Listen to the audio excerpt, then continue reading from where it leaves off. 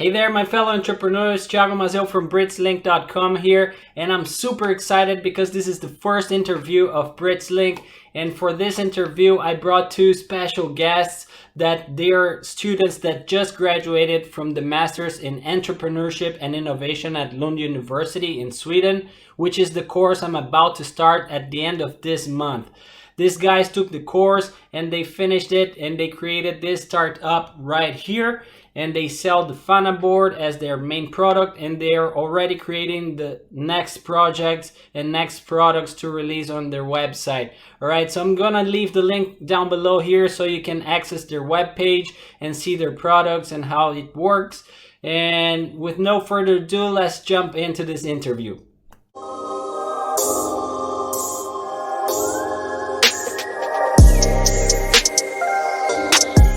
All right, guys, so I'm here with two important guests here. So it's Felix and Joost.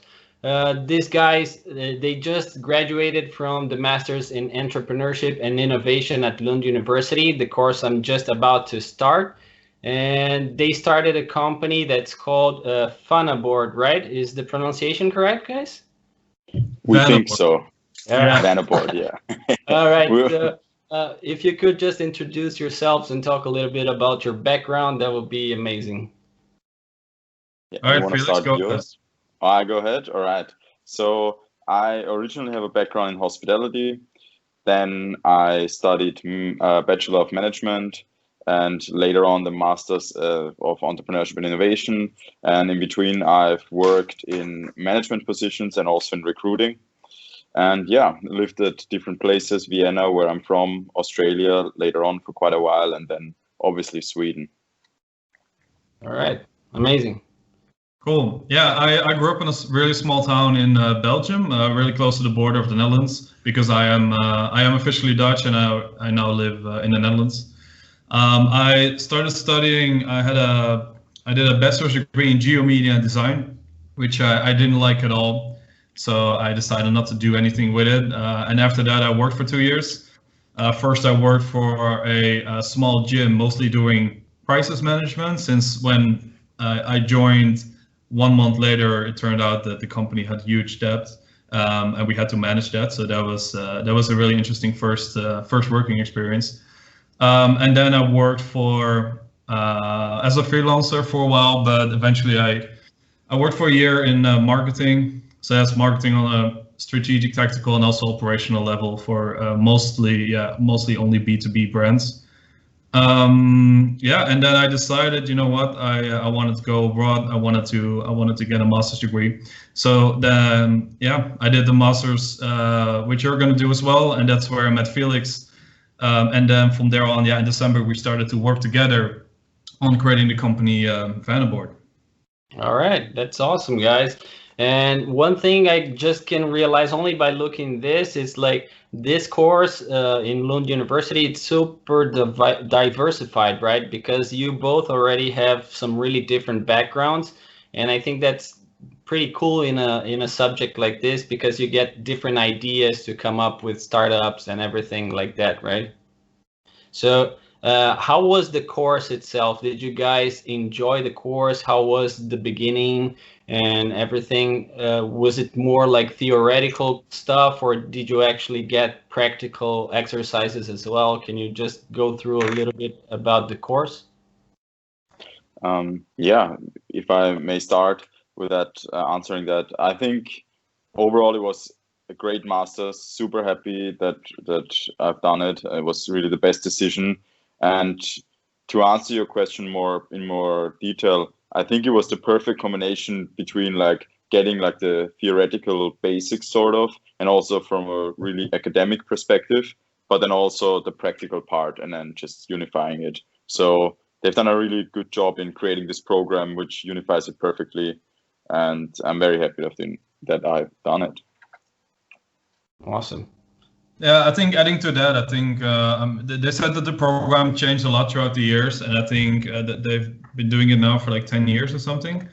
And I think as a result from all the research they do on entrepreneurship and the entrepreneurial process, now they manage to sort of shape this this master's in a way which sort of exposes you to all these things that can happen to you when you step into entrepreneurship. And of course, you cannot replicate everything, because I mean, one of the first things you learn is that you cannot learn entrepreneurship from a book. Like you have to actually do it in order to really learn it. And a lot of projects are based on that, but there's no way to 100% simulate it. But they try to, and I think they do a good job. But I think they best prepare. They don't teach you, but I think they best prepare you for your entrepreneurial journey, because they give you the basics, they give you the theory beforehand, so then you sort of recognize what type of process you're going through. And I think that's what they give you, and I think that's what increases the chances of the students to be a successful entrepreneur. That's pretty awesome to hear that from students that have gone through that, because I'm super excited to go there exactly from those points that you just mentioned. And it's pretty cool to be having this conversation with you guys about this. So how did you guys came up with the idea of Vanaboard? Like, was it a part of a project from like the thesis of the program or anything related to that? How did you come to the idea and actually did the execution of doing the company? Yeah, You want to start the story? Yeah, I can take this one. I think it was sort of December when I think Felix worked together with 3 other students creating a food type product. I wasn't extremely invested in it, or like it didn't feel that right. And I had the same thing. I was working together with 2 other students, and we had a project, but we did a feasibility analysis, and it turns out it wasn't really feasible. So in December, I think, I'll just speak for myself, I was kind of stuck. I was like, you're at home, it's Christmas, and you have this, you're halfway through the year, like shit, I don't really have anything right now. So then I just started to write down the goals for myself, like what is it that I really want to do? Because I don't just want to do a project, get my degree, and do something else. I really wanted to start a business. So I wrote down a couple of requirements, and one of the things was that it should be really easy to bring to market. So not any biomedical things or things that take forever to hit the market. So I wanted to have something simple. I wanted to have something fast. I wanted to have something which I really could do, because with the experience that I have, what are things that I can actually do, and what would be a good product founder fit. So I wrote those things down, and then I just started to look at a ton of Kickstarter projects and like other Pinterest, like all kinds of things. And there I saw a product which sort of the same concept as ours is, but I feel I already saw that there were, you could improve this in many ways, and also in different variations you could create of it. And then I came back, and Felix and I already teamed up on the thesis, and then we talked about the idea, and Felix loved it. And Felix, you can take it from here, from your perspective. Yeah. I mean, I think how we teamed up was in a super natural way, because you might experience that in the program as well. They will always push you also to take action, obviously, which I think is very, very good. But at the beginning, it was a bit chaotic. Everyone wants to find like the perfect partner for the project. And it felt to me a bit like kind of finding someone over a dating website, like a little bit unnatural, and that resulted in me teaming up with these other guys, which was also an interesting project, but not really my thing, how it turned out. And then I came back first day after the Christmas holiday, literally the first day, and I sat next to Joost, and we just talked a little bit about the habit board, and supernaturally he asked me, I'm looking for someone, are you keen? I'm like, let's go for lunch. And then we talked about it for an hour. I was really into it, as Joost already said, and then we shook hands on it, and ever since then we've worked together. So it's pretty interesting, because you came up with something simple and something that you can actually market. So it's just like you said, you just didn't come up with a biochemical or something that would take like years to put it in the market. So you created a model and already put it in place to start selling, right? Because this was the final project for your master's degree, but you already have a company like ready to go, right? So that's pretty amazing. What were the main challenges in the beginning to build up this company, in your opinion?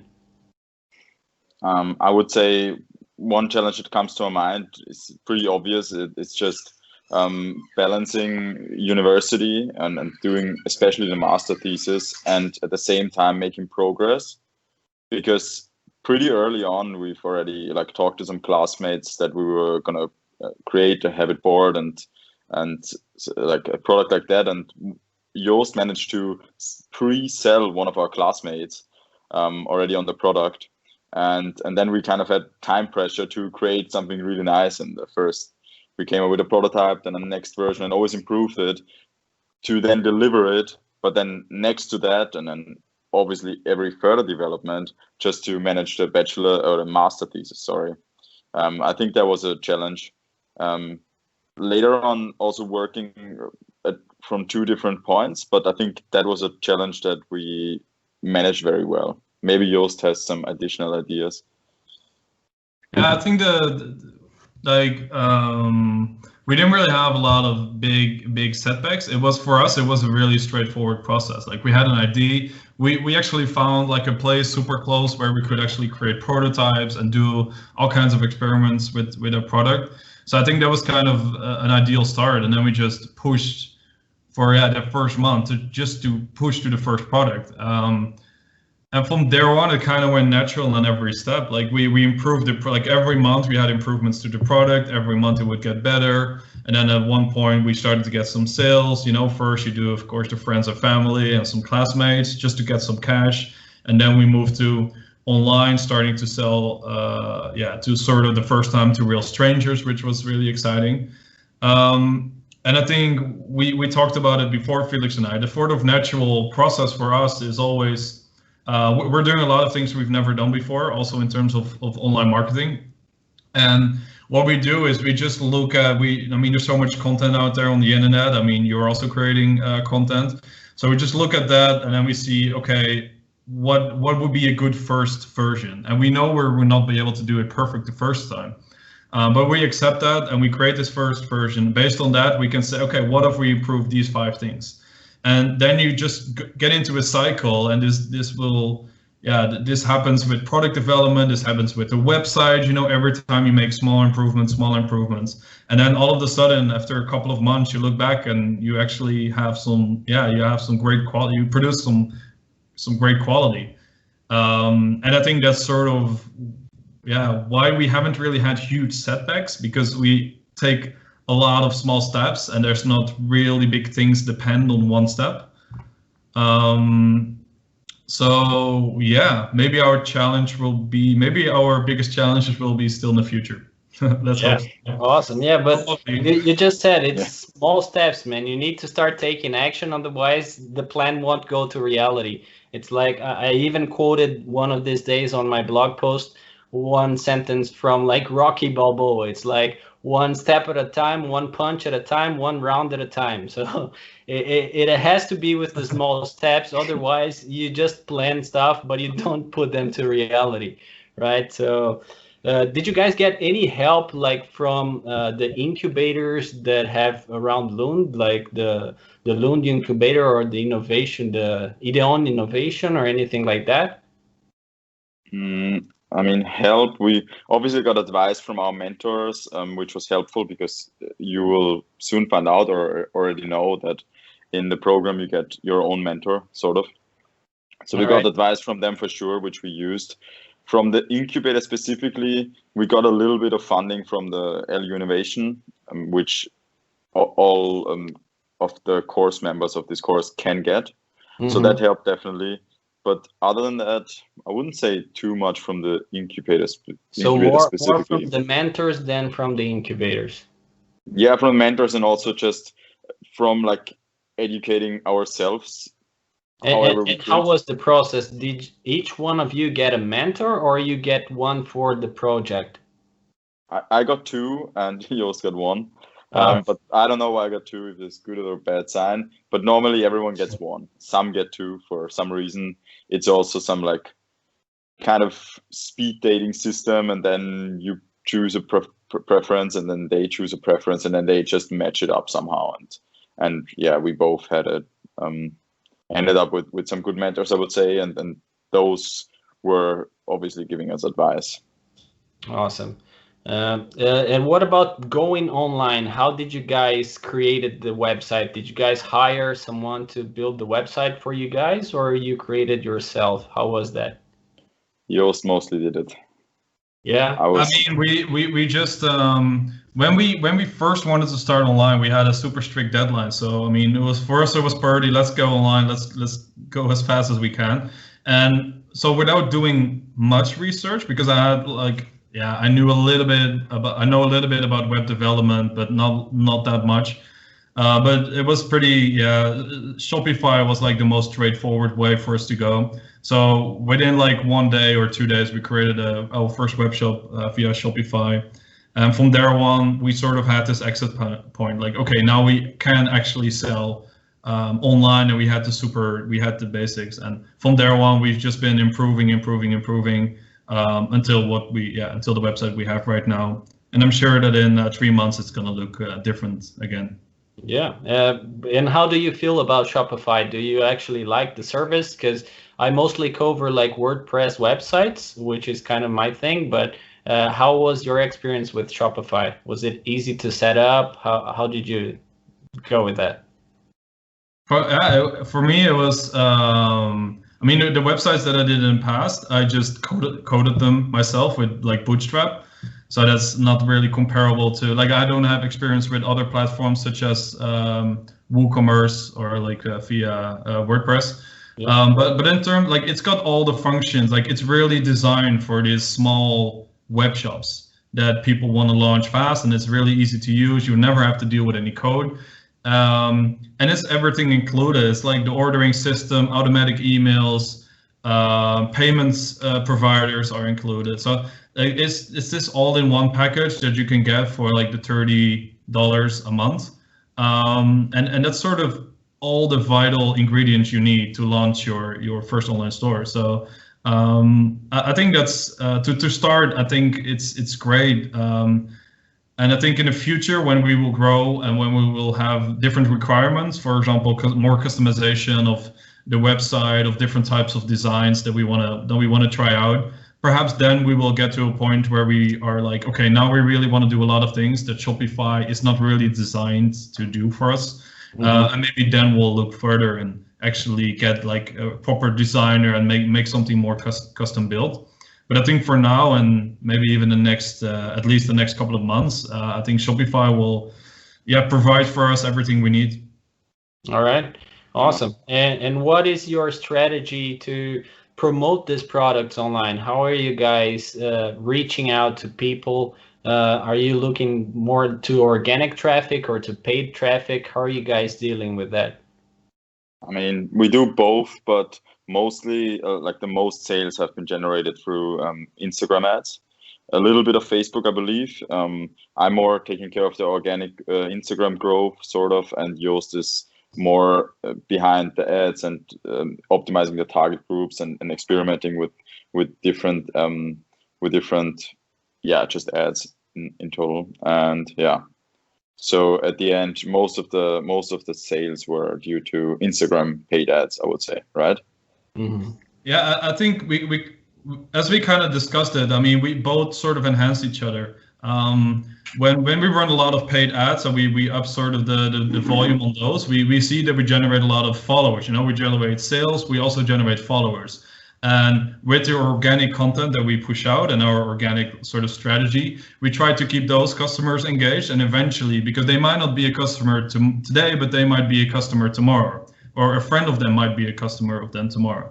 So I'd say that the organic content that we generate is like helps us grow organically, but also helps to sort of nurture the perhaps leads that we generated through the paid advertising. So I think paid advertising would be a lot less effective if we wouldn't do anything organically. Or try to do anything organically. And looking at, I mean, Felix is mostly doing the creating the content. And I think if we look at those statistics, almost half of the views that we get are actually organic views. So those are people who are not following our Instagram account. So that also shows that Instagram can definitely, if you use it well, can definitely be a platform to reach your customers organically. All right, and are you promoting the post, like just clicking to boost the posts, or are you going to the Facebook platform and creating in the Facebook business ads? Yeah. Boosting a post is like the worst way you can spend money online. If you really want to, I think if you really want a proper return on investment, you're gonna have to really dive deep into Facebook ads and look at all the options, all the turns offs and ons, and look at and be really specific about which target group you're focusing on. So that will cost a little bit of money. Like the first couple of ads were nearly as effective as the ads we have now, and hopefully in the future we will be even more effective. But yeah, just boosting a post will not do it for your online store. You're really gonna have to. You will also really need to want to become sort of a specialist in Facebook ads. And I think it's a lot of fun actually. Like I like numbers. I like having a kind of campaign, having a result like a customer acquisition cost, and then trying to find out together with Felix, okay, what can we do now? Bring those ideas together, launch a new campaign, and then see the results improve. I really like that part of paid advertising. Awesome. And what about the organic traffic? How are you guys working with search engine optimization or with influencers? Because I believe I saw you guys sent a Vanaboard to a influencer, I guess, right? How was that? Did it give a positive impact? How did you see that in the numbers, or? That specific one, I think, didn't really do too much, but we haven't also looked so much into influencer marketing yet. We have a call tomorrow with someone who runs a like influencer network in Malmö, and then we see what would be the options there. I mean, we'll definitely experiment some more, but we have more focused on just the paid advertisement, on getting those really right, and then possibly influencers is something we'll work with in the future. But other than the ones that you have seen, we haven't really done a lot in that field yet. Yeah. And have you considered like creating a blog page on your website to create more content so you can get ranked on Google and get like free traffic from Google as well? Yeah, that we are currently in a process of setting that up. I mean, there are a lot of things that you can do. I mean, blogs, email campaigns. I mean, there's a whole bunch of them out there. And I think we sort of start with what we think will be the most effective, and we sort of cherry pick the activities which we think will be most effective, and go on from there. Like right now, we're sort of only actively on Instagram specifically, and of course we also post on Facebook, but we haven't really tried any other platforms yet because we felt Instagram is for us the best place to start. We also haven't really generated a lot of written content yet, in this case blogs. And those are all things that once we have our processes running on the most vital parts, then we'll start to shift focus towards those. I mean, Felix sent me a message this week about TikTok, and let's explore if there's a way for us to see if that might be beneficial for us to use. And it didn't have priority number one, but perhaps in a few weeks we'll be more active there. Awesome. And how do you guys see like the future for Vanaboard? Do you intend to create like new products? What do you see in the pipeline like for the near future, I say? So there is already a second product in a very near pipeline. I'm not sure how much I can disclose, but it will be very, very soon that you will see. It's also a pretty similar product, but with a different twist. So we're definitely working on more products. That's what I can say at this moment. Awesome. And definitely want to like shift away from, we don't want to have like 10 different products, but we also want to shift away or just move on to having at least 2, 3, possibly 4 at some point. So go more towards being a brand rather than just being a product. Awesome. That's pretty cool. And let me see, like, do you guys sell products on Amazon already, or you intend to do that in the future? No, we don't right now. If we will do it in future, I think that is something we would have to look into. I think being on Amazon is, it would be a big decision in a lot of ways. I think you would need a lot of margin for it, and I think at this scale, it's probably we probably wouldn't be able to do it right now. But maybe later. I think we haven't really done the research on it yet, on what the terms and conditions would be, how that would go, all those things. But it's definitely something that is in the back of our minds, and I think something that could be interesting somewhere in the future when we are more, settled, when we have, a production facility where we can produce higher volumes, when we have logistics more automated and set up, and also more security in terms of our products which we launch, and what our margins will be, and those things. So I think for now it's really early, but I think it's definitely something that could be interesting. Awesome. Yeah. So would you guys consider like creating an affiliate program to have other people promoting your products, and they would like receive a commission, a fee for a sale or something like that? We do already have something like that in place. I mean, it's also in the early stage, but we do work together with two people who run sort of their own. It's a podcast, also a blog, and it's around habits, and they work out of Venture Lab. So we are working a little bit with them, or they are working for us with the affiliate program. There has been a little bit of interest on Instagram DMs on such a program, so we have created an early version of it. But yeah, it's not super developed at this stage, but also definitely something for the future, I would say.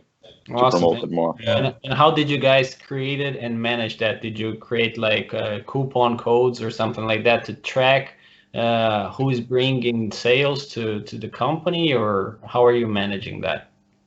Yeah, it's just a Shopify app that you can install, and then I mean, if we now did it because I think one or two people asked us like, hey, would this be a possibility? And we could just send them the login page. They can create an account, they can get a link, and they can actually see everything that happens with that link. So if they send it out, they promote it, they can also keep track of all the sales they generate, all the page views they generate, anything that we can see as well. So it's also a fair system. I mean, we use that app so they will know how much they have they will know the amount of sales that they have driven, as will we. And we can also just preset like an X amount of money per purchase. So that's sort of what we have right now in place, which I think should do the job for now. Because I think we had like one or two people on Instagram asking us as well for this kind of thing. So yeah, that's what we have in place right now. Awesome. And that's pretty amazing to know that Shopify has like a feature like that, because I had no idea, and it makes way easier for you to set it up and have more people advertising it for you, right? Yeah, man, it's so much fun just to look at all the Shopify apps.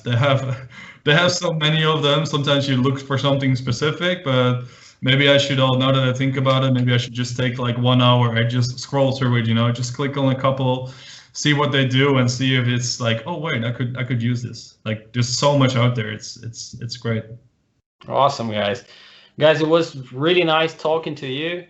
Just one last question I want to make for you. What would you guys advise for someone who's just getting started, want to create their own business? So what would you say for them?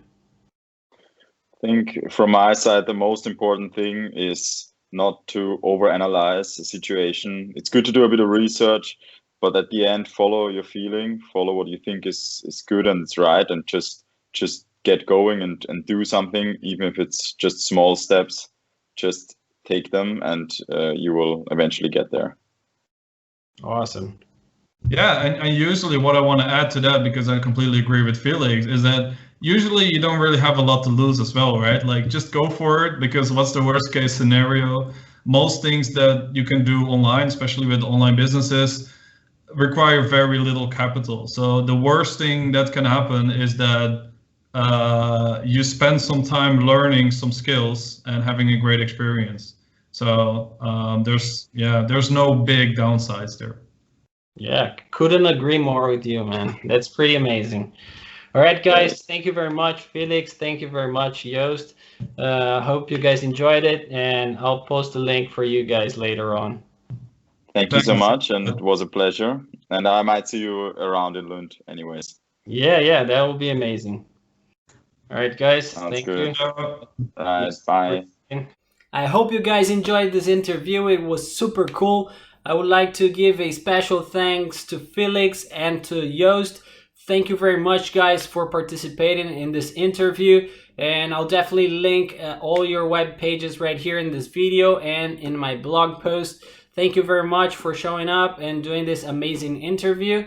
And that's pretty much it, guys. If you like this type of content, if you want to learn more about online business, and if you want to follow along my master degree in entrepreneurship and innovation, just click on the subscribe button here and on the notification bell so you get notified whenever I post a new video. You can follow me on Instagram, on Facebook.